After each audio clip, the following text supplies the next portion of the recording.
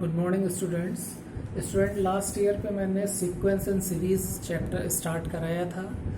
Sequence and series chapters में starting की जो 3 एक्सरसाइज हैं 9.1, 9.2 और 9.3 वो तो आपके सिलेबस में हैं, लेकिन जो सिग्मा नोटेशन पे बेस्ड एक्सरसाइज है वो आपके सिलेबस में नहीं है।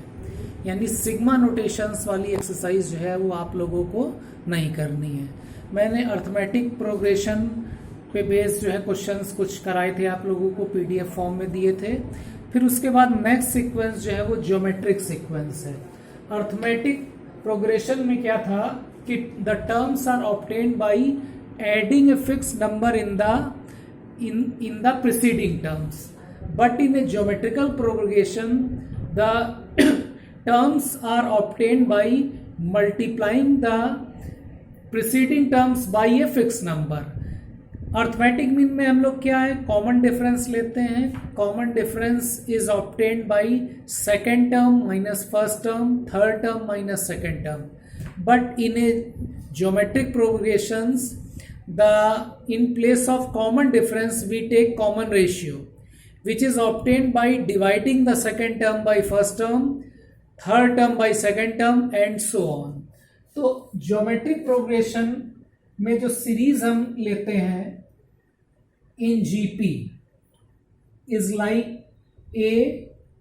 A R square, A R cube and so on. So A is the first term and the terms of the series are obtained by multiplying the terms by r. So this r is called a common ratio. This r is common ratio.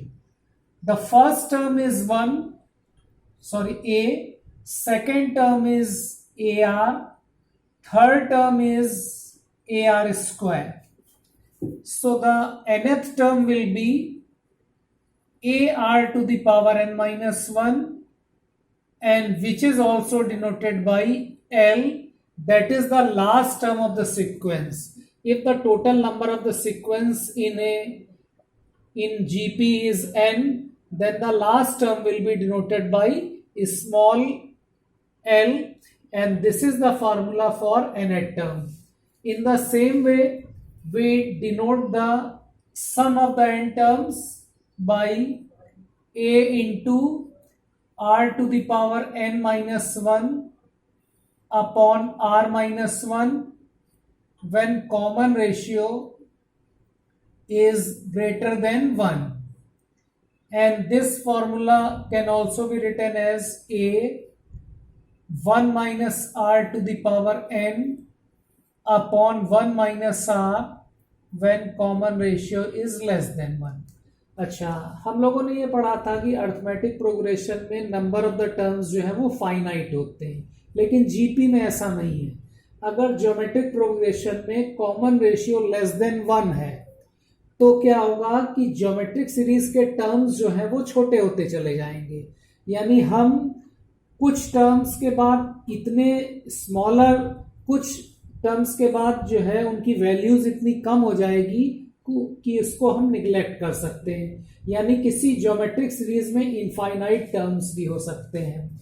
तो infinite geometric series अगर है, infinite GP, उसके terms A R square and so on, और infinite geometric series का common ratio जो है वो हमेशा लेस देन 1 होगा, और इसके सम को एस इंफिनिटी से हम रिप्रेजेंट करते हैं। This is equal to a upon 1 minus r. ये फार्मूला हम इन ज्योमेट्रिक सीरीज में तब अप्लाई करेंगे when the number of the terms in GP are infinite. अब जैसे मैंने ये बताया था कि let a and b are 2 positive numbers, तो इनका जो अर्थमेटिक मीन होता है जिसको हम a से रिप्रेजेंट करते हैं वो a प्लस बी बाई 2 होता है, और इनका जो ज्योमेट्रिक मीन होता है, ज्योमेट्रिक मीन जिसको हम g से रिप्रेजेंट करते हैं this is equal to under root a b. इसका मतलब किसी भी दो नंबर का हम ज्योमेट्रिक मीन फाइंड कर रहे हैं तो दोनों नंबर या तो पॉजिटिव होंगे या दोनों नंबर निगेटिव होंगे। अगर एक नंबर पॉजिटिव है एक नंबर निगेटिव है तो उसका ज्योमेट्रिक मीन नहीं होगा। अब जैसे हम कंसीडर करें, late a is 9 and b is 4, then arithmetic mean will be 9 plus 4 by 2, that is 6.5, and geometric mean will be under root 9 into 4, that is under root 36, and this is 6। तो arithmetic mean जो है वो 6.5 है, geometric mean 6 है। यानी हम ये कह सकते हैं कि कोई भी दो नंबर अगर हम ले रहे हैं तो arithmetic mean is greater than geometric mean. Arithmetic mean जो है वो ज्योमेट्रिक मीन से बड़ा होगा। अब अगर हमें, जैसे ये हमारी सीरीज है 1 2 2 स्क्वायर 2 क्यूब, तो ये हमारी सीरीज किस में है, जीपी में है। इसका जो टर्म फर्स्ट टर्म है वो 1 है और इसका जो कॉमन रेशियो है, कॉमन रेशियो फाइंड करने के लिए क्या करते हैं, second term divided by first term, third term divided by second term, तो कॉमन रेशियो इज 2। अब हमें अगर इस सीरीज का nth टर्म फाइंड करना है तो a r to the power n minus 1 into 2 to the power n minus 1, that is 2 to the power n minus 1। अब अगर इस सीरीज का हम सम फाइंड करें तो यहाँ पे जो कॉमन रेशियो है वो ग्रेटर देन 1 है, तो इसका सम होगा a into r to the power n minus 1 upon r minus 1।